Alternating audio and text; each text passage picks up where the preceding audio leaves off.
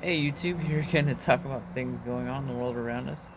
And officially, my hair is longer than it's been since like middle school because I live in Santa Clara County, one of California's overprotective counties. Um, and why haven't I done a video in a few weeks? Things have just been getting crazier, a lot of stuff to talk about.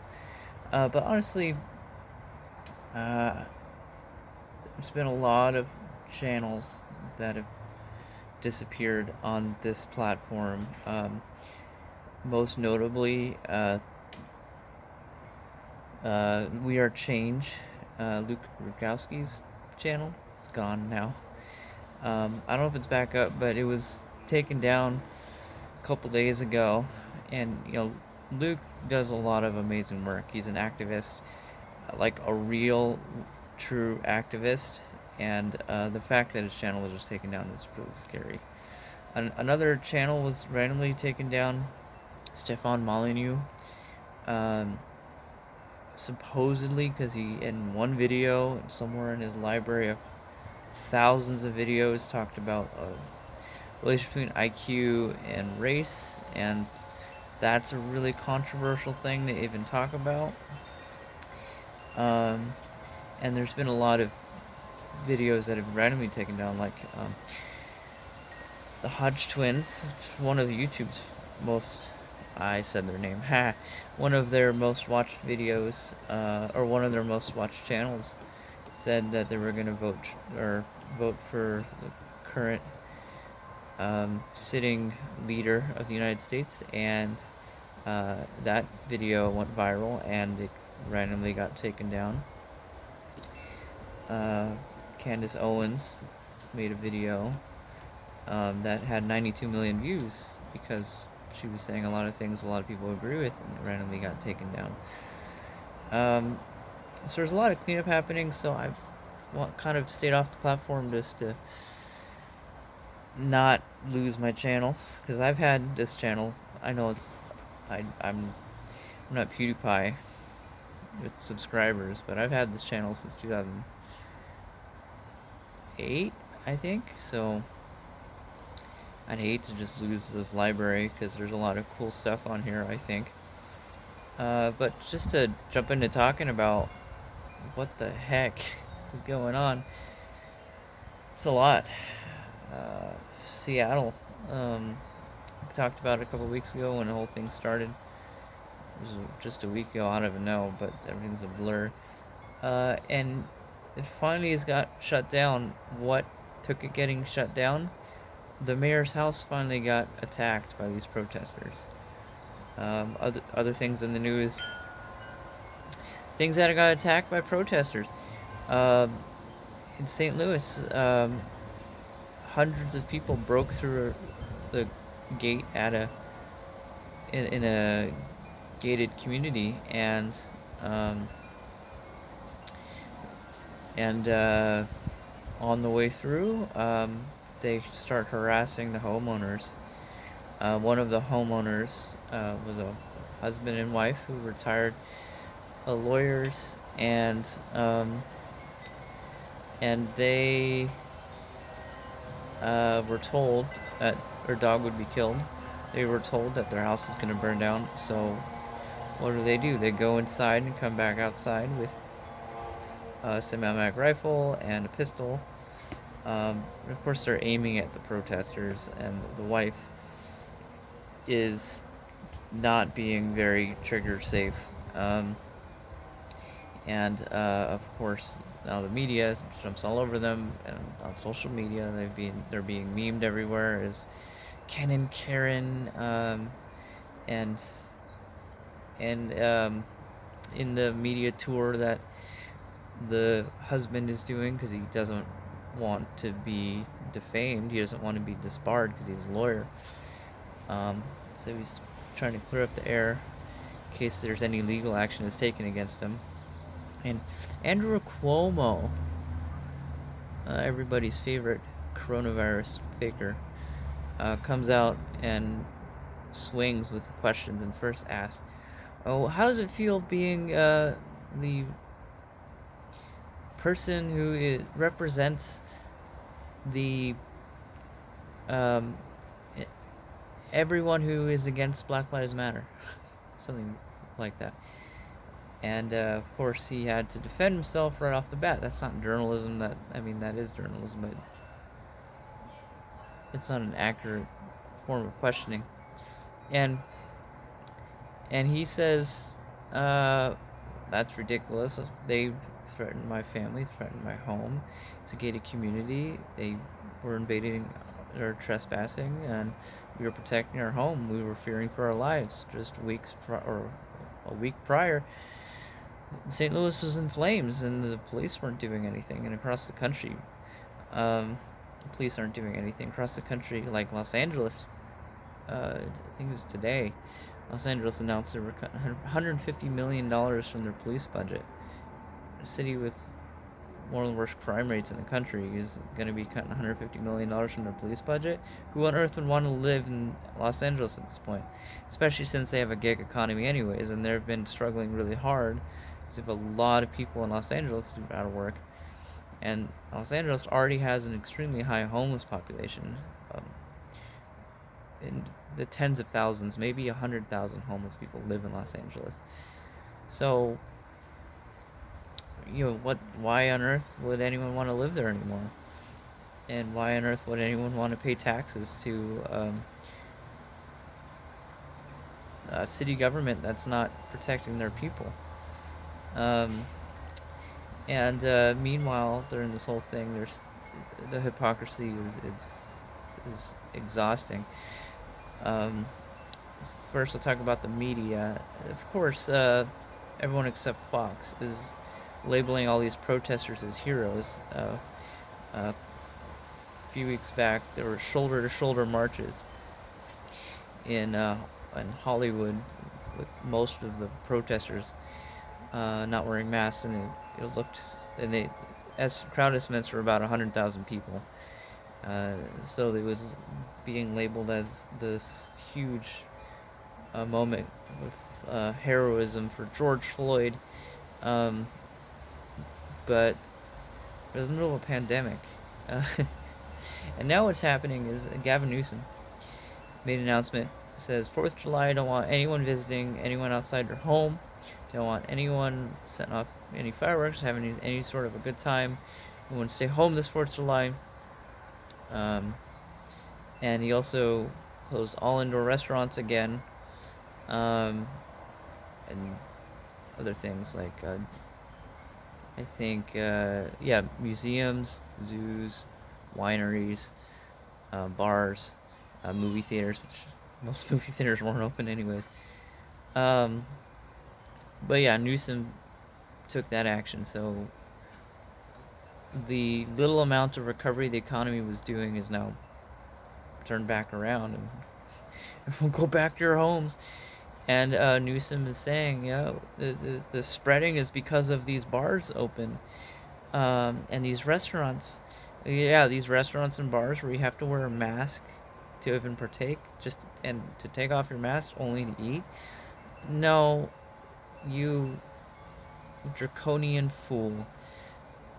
This is because of the shoulder-to-shoulder protests with tens of thousands of people, which have been happening nonstop for a month in these major cities like Los Angeles, San Jose, San Francisco, Oakland, Sacramento. And also, to talk about another form of hypocrisy for a second, the media. I talked about them a little bit already, but a little bit more. The media, again, celebrating these protesters, but 2 months ago, 3 months ago now, in like April and May, when the business owners were coming out and protesting because they were losing their jobs, their employees, their ability to take care of their friends and family, and in turn the communities were falling apart, and people were ending up really struggling. Those people who were protesting just to reopen the economy just a little bit, just so people can live, they were vilified by the media. Now, no mention of that. Now people who are going out and tearing down gates to people's um, gated communities, and telling homeowners that they're going to burn their house down and kill their dog.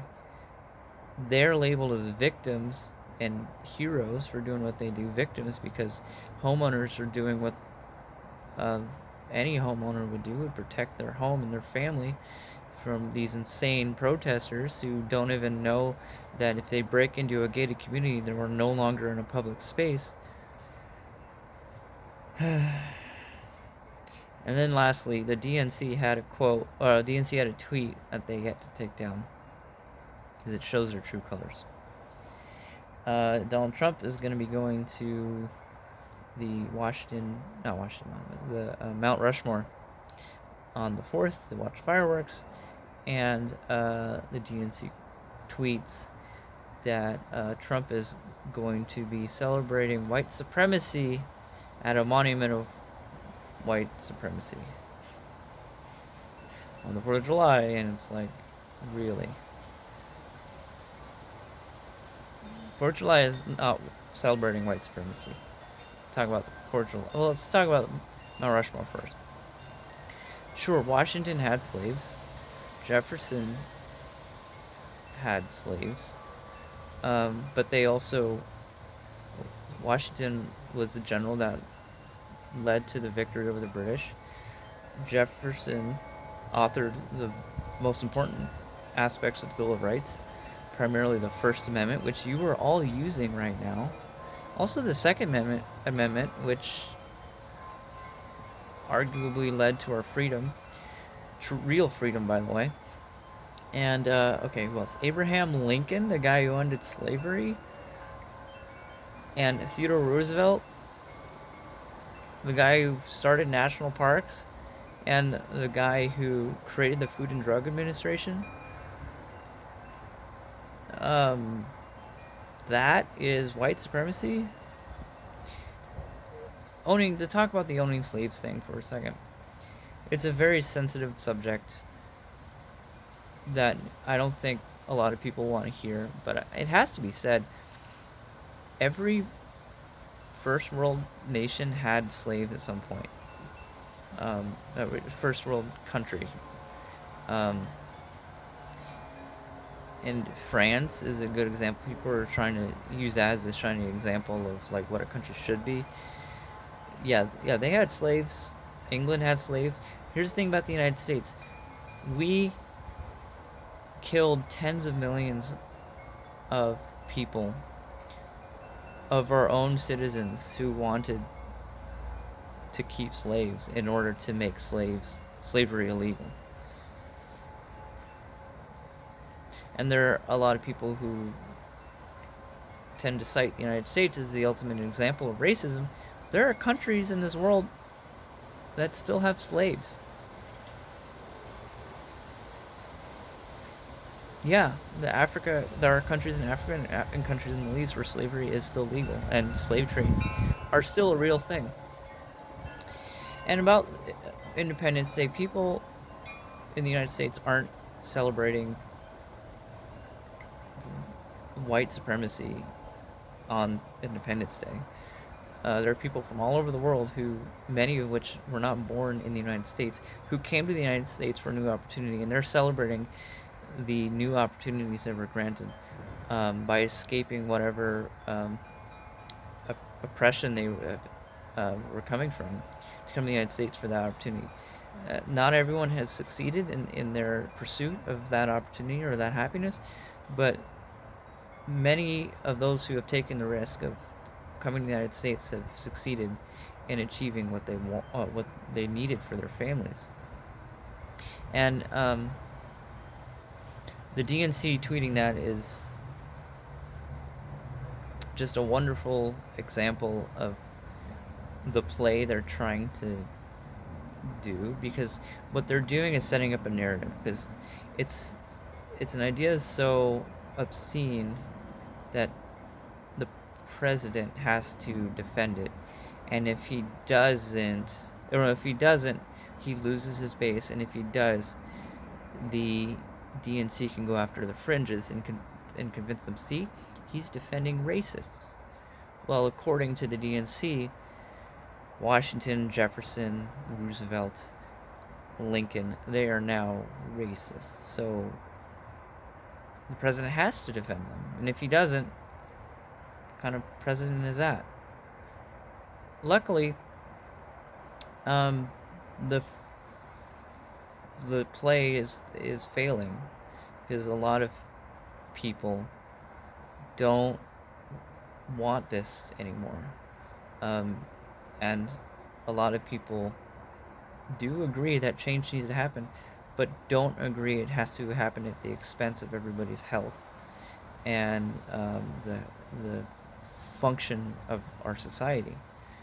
And the whole thing about statues, about how you want to take down statues. I understand of Confederate leaders and generals, but you want to take down statues of Columbus. Well, Columbus I might be able to understand too because of what happened over him, but definitely not Theodore Roosevelt and Abraham Lincoln, George Washington. Now you've lost the script. Most absurd is Sean King, who says he wants people to tear down statues of Jesus because of white Jesus. Here's the thing about Jesus. Jesus is every color all around the world. Go to Africa, Jesus is black. I can confirm. You guys know me on my channel. I was in Africa in September for a month, and he's black in Africa. Go to China, can confirm that too. I was in China for 3 weeks in 2009. I mean, you probably can't confirm it anymore because Christianity is now legal in China. But back then, it was a little more public, and Jesus is Asian in Asia. All of Asia, Jesus is represented as being Asian.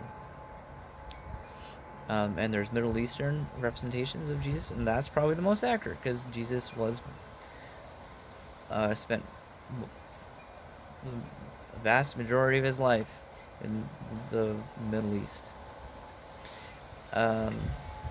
Yeah, what was I saying in closing? Yeah, anyways, if you're still watching, great. Thanks for hanging out. This is fun. It's just a defining moment for the United States. Here's what I was saying.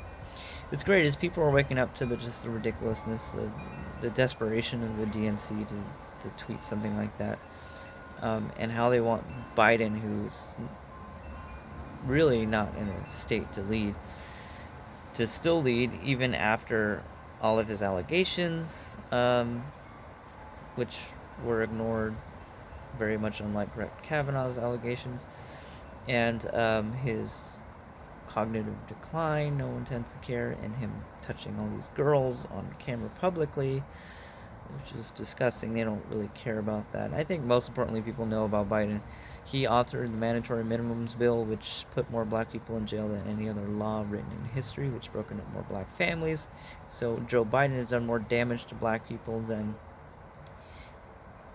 any existing president has ever done. Or not ever, sorry. Any president in the last 30 years has ever done. 40 years because Carter didn't do anything. And yeah, people are waking up. Tucker Carlson actually broke the cable record for a news program watched. Had a share of 3.4, which is incredibly high.